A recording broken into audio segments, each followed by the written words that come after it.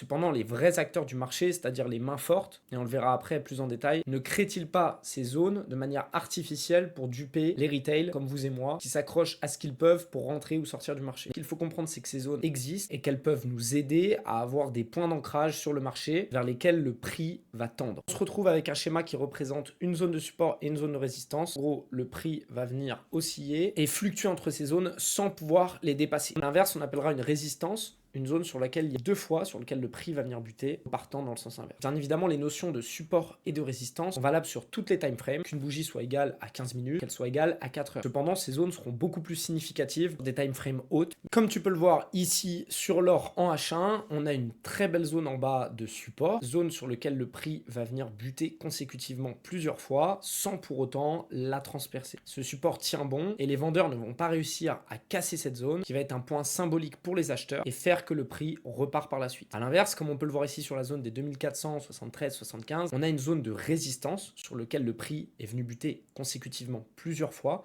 avant de repartir à la baisse. L'identification d'une zone de support ou de résistance ne constitue pas un point d'entrée viable. Les points clés doivent être identifiés sur le marché, vous servir dans votre analyse, compléter votre approche de la structure de marché